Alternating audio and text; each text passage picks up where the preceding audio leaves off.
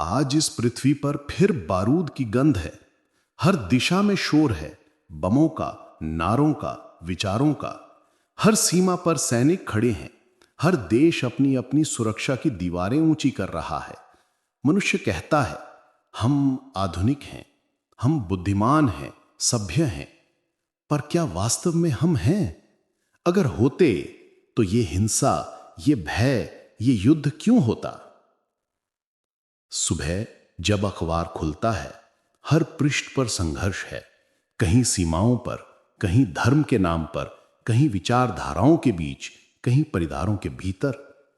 युद्ध अब केवल धरती पर नहीं, वो हमारे मनों में भी बस गया है। हम कहते हैं ये युद्ध राजनीति का है, सत्ता का है, धर्म या न्याय का है।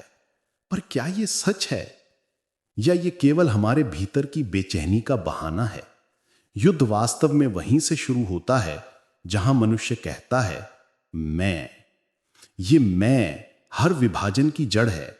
मैं और तुम, मेरा देश और तुम्हारा देश, मेरा धर्म और तुम्हारा धर्म। और जहां भी ये मैं है, वहां संघर्ष अवश्य है।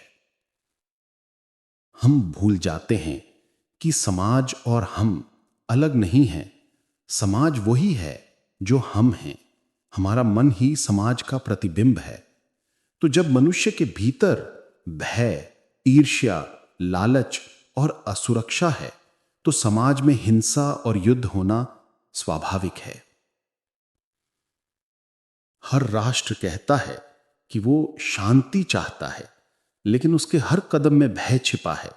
कहीं भूमि खोने का भय, कहीं सत्ता खोने का, कहीं पहचान मिट जाने का।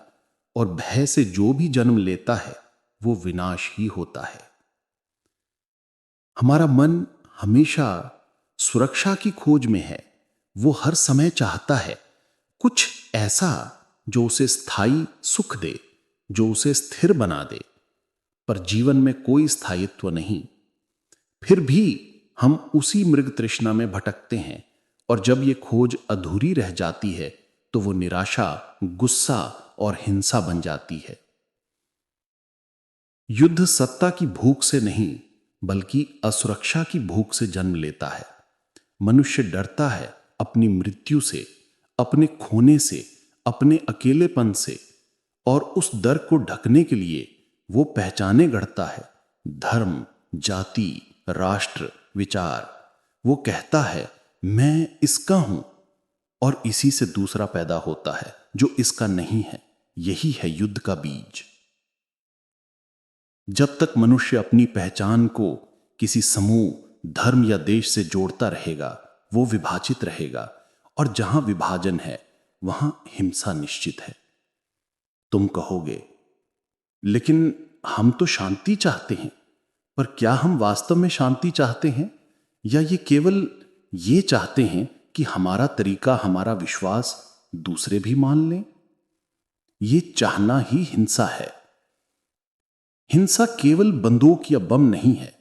हिंसा है किसी को नीचा दिखाना, किसी से घृणा करना, किसी के विश्वास का मजाक उड़ाना।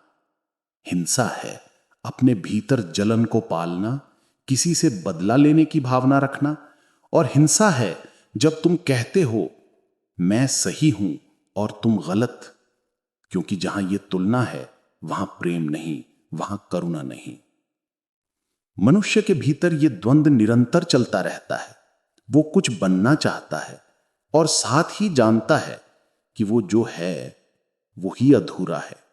इस अधूरेपन को भरने के लिए वो धर्मों की ओर भागता है, विचारधाराओं की ओर भागता है, संगठनों और गुरुओं की ओर भागता है। पर जो भीतर टूटा हुआ है, उसे बाहर से कोई नहीं जोड़ सकता। युद्ध का अंत केवल तब होगा जब मनुष्य अपने भीतर के युद्ध को समझेगा। देखना सीखो। जब तुम्हारे भीतर ईर्ष्या उठे, उसे देखो। जब गुस्सा उठे, जब डर उठे, जब अभिमान उठे, उसे देखो, बिना किसी निर्णय के। क्योंकि निर्णय देखने को रोक देता है। और जब तुम पूरी तरह देखते हो, तो समझ अपने आप जन्म लेती है। और समझ ही परिवर्तन है। हम हमेशा सोचते हैं कि परिवर्तन समय के साथ आएगा। हम कहते हैं एक दिन हम बदलेंगे, एक दिन सब अच्छा होगा, पर समय परिवर्तन नहीं लाता, समझ लाती है। समझ केवल अभी हो सकती है, इस क्षण जब मन पूरी तरह जागरूक है। कल कभी नहीं आता, जो आता है वो केवल ये क्षण है और इसी में जीवन की संपूर्णता है।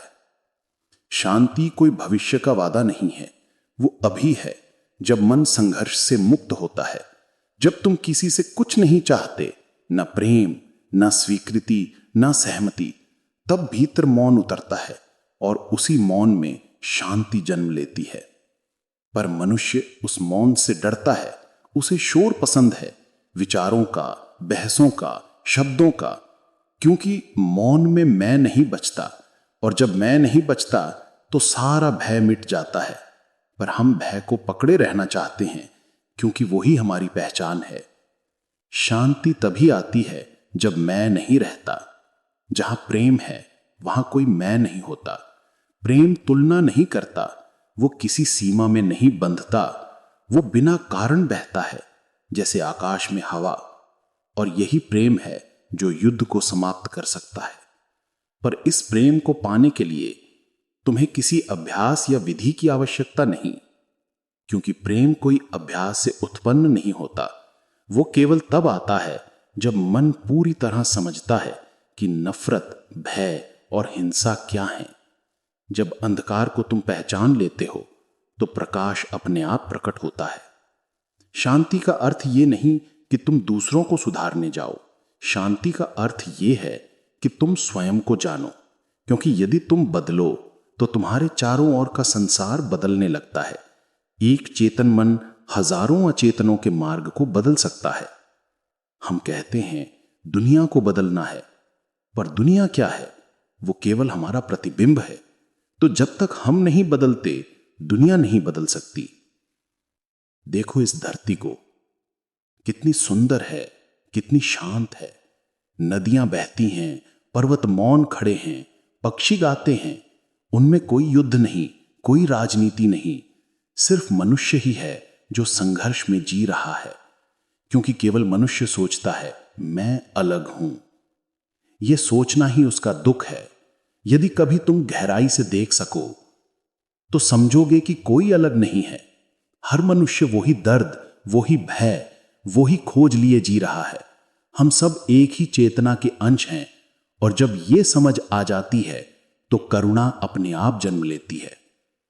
करुणा कोई दया नहीं है, वो एक गहन समझ है कि जो दूसरे के साथ घट रहा है वो मेरे साथ भी घट सकता है। और जब ये अनुभव जीवंत होता है तो हिंसा का कोई अर्थ नहीं रह जाता। युद्ध तभी समाप्त होगा जब मनुष्य देखेगा कि वो और उसका शत्रु अलग नहीं है। दोनों एक ही पीड़ा के दो चेहरे हैं, एक जो डरता है और दूसरा जो उसी डर से हमला करता है। जब यह दिखाई देता है तो युद्ध समाप्त हो जाता है। शांति कोई पुरस्कार नहीं, वो जीवन का स्वाभाविक रूप है, पर हमने उसे विचारों और शब्दों में बांध दिया है। हम कहते हैं शांति चाहिए और उसी क्षण उसे खो देते हैं, क्योंकि चाहना ही अशांति है। शांति तब आती है जब चाह समाप्त हो जाती है, जब मन कुछ बनने की दौड़ छोड़ देता है, जब वो कहता है मैं कुछ नहीं हूं और यही संपूर्णता है। फिर भीतर मौन फैलता है, ऐसा मौन जिसमें कोई भय नहीं, कोई तुलना नहीं, कोई स्मृति नहीं, और उसी मौन में प्रेम का जन्म होता है। वही प्रेम दुनिया को नया बनाता है।